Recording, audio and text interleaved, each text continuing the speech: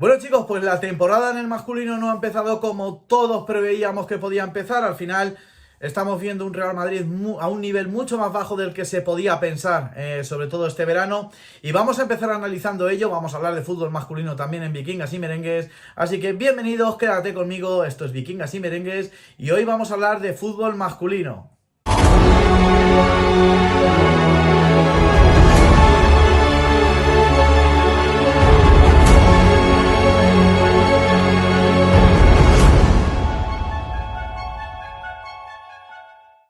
Bueno chicos, pues como digo, lo primero, voy a arrancar este vídeo condenando los insultos racistas que ayer sufría Lamine Yamal en el Santiago Bernabéu. No debe de haber racismo en el fútbol, de hecho no se debe de consentir, no solamente en el Santiago Bernabéu, en el Metropolitano o en el Nou Camp o en Montjuic, ¿no? Sino en ningún estadio, en Mestalla tampoco. Creo que debemos de ir todos a una en lugar de estar discutiendo entre aficiones. Y sobre todo vamos a hablar de qué le está pasando al Real Madrid esta temporada, porque la verdad es que hay que sacar conclusiones, porque son muchos, digamos, los síntomas de que puede ser, por ejemplo, yo creo que puede ser síntomas de un proyecto ya pasado. Yo creo que este proyecto, esta manera de dirigir de Carlo Ancelotti haya llegado, digamos, a su fin, puede ser.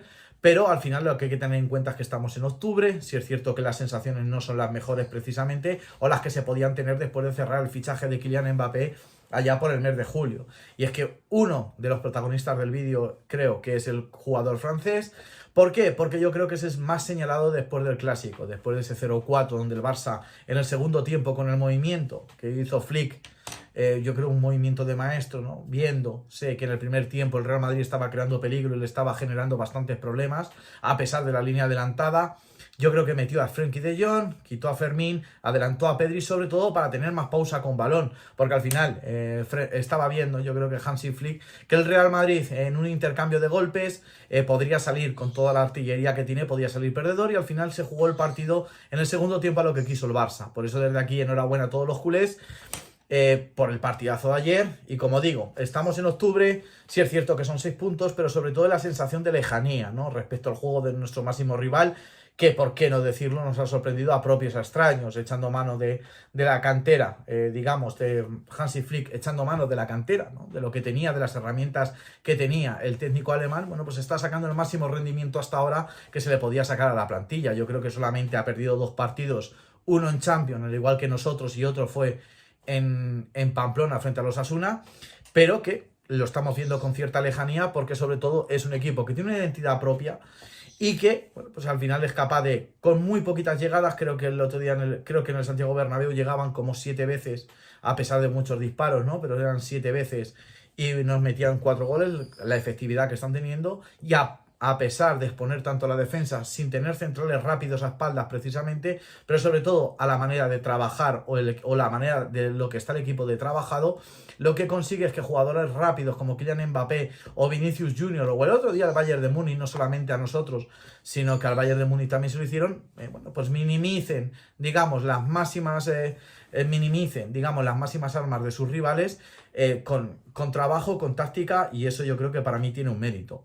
¿Qué debe hacer el Real Madrid? Bueno, estamos hablando de que el Real Madrid, lo hemos visto todos los males, el partido del Clásico, ¿no? Al final contra el Borussia de Dortmund, todo el mal primer tiempo, bueno, un primer tiempo en el que para mí del todo no se estuvo mal, pero esos despistes defensivos que estamos teniendo durante toda esta temporada, creo que se ven maximizados en ese partido, ¿no? Son 2 despistes. Estamos hablando de que ya no solamente que sea Lucas Vázquez, sino que sobre todo los despistes defensivos, saltar a ayuda de compañero, ayuda de central. Bueno, pues nos vino el primer gol del Borussia de Dortmund. El segundo del Borussia de Dortmund fue un pase de la muerte en el que Lucas tampoco llega a su marca. Pero esa remontada, lo que hizo ese segundo tiempo, esa media hora del Real Madrid, donde metió 5 goles con un Vinicius estelar, yo creo que lo que hizo fue, bueno, pues que se hablara más de la magia del Bernabéu, de la manera de remontar del Real Madrid, que realmente, ¿no?, de los problemas que tiene el Real Madrid. El Real Madrid tiene problemas sobre todo de juego, es un equipo que con balón se atasca, no es capaz, digamos, de generar una posesión limpia. Estamos hablando de jugadores de la categoría de Fede Valverde, de Eduardo Camavinga, que volvió hace poco de lesión, Aurélien Tchouaméni, estamos hablando de Vinicius Junior, estamos hablando de Kylian Mbappé. O sea, estamos hablando de un equipo que está hecho para presionar más arriba, Jude Bellingham, Rodrigo Goes, pero que al final yo creo que el Real Madrid ahí en esa faceta tampoco está bien. Yo creo que los rivales no suelen salir de presión con bastante facilidad y que el Real Madrid, bueno, necesita ser más agresivo. Como digo, yo creo que el Real Madrid, lógicamente, la baja de Toni Kroos puede ser un aliciente porque pierdes tu máximo exponente con y sin balón. Toni Kroos, sobre todo en época de la BBC, con Luka Modric, con Casemiro, estamos hablando de que era un jugador que era capaz de incrustarse entre centrales para sacar el balón con comodidad. No lo sacaban los centrales la mayoría de veces, sino que era Toni Kroos el que se incrustaba en la pareja de centrales entre Sergio Ramos, Pepe o Varane, quien fuera, y que con el Real Madrid la temporada pasada también lo hacía, ¿no? Se incrustaba entre se incrustaba entre Rudiger o las veces que jugaba Tchouaméni de central, y yo creo que nos daba mucho más posesión de balón, nos enseñaba armas para atacar de otra manera a las defensas rivales, sobre todo, y que veía el hueco, el espacio donde nadie lo veía. Pero yo creo que va más allá los problemas.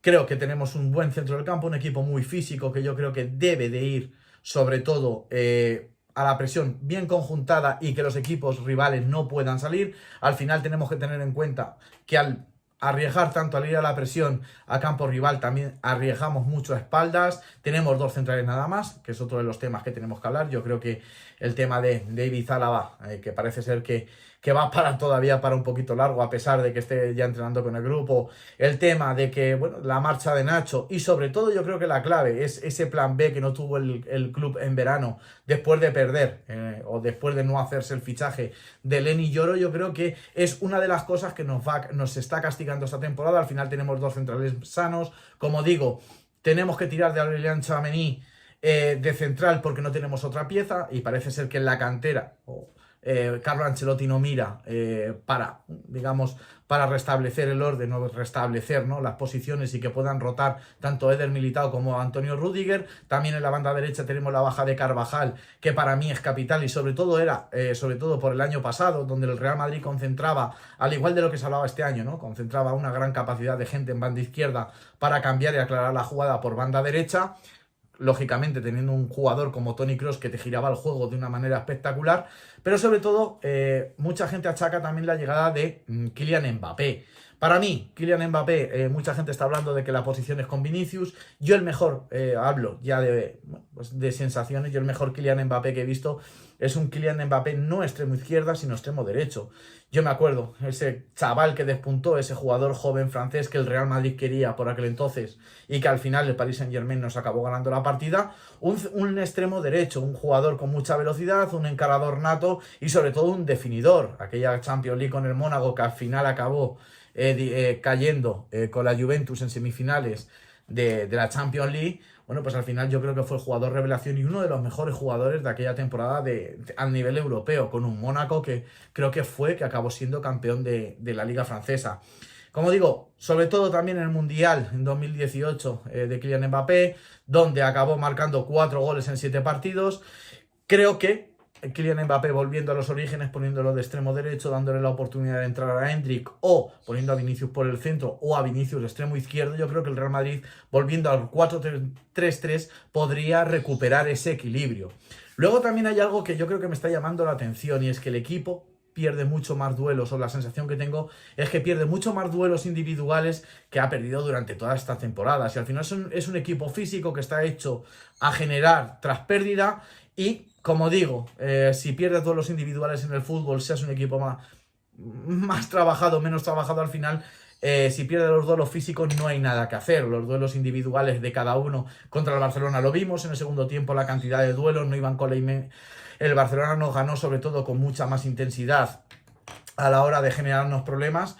Y yo creo que, chicos, el Real Madrid debe de volver a encontrar un equilibrio. Como digo, yo votaría por un 4-3-3, volviendo a ver a Jude Bellingham, sobre todo en la posición, porque veo y creo que es el pegamento que necesita entre el centro del campo y la delantera este equipo. Jude Bellingham, digamos, acostado en la posición de medio centro, sobre todo con la capacidad de generar que tiene o la llegada desde atrás.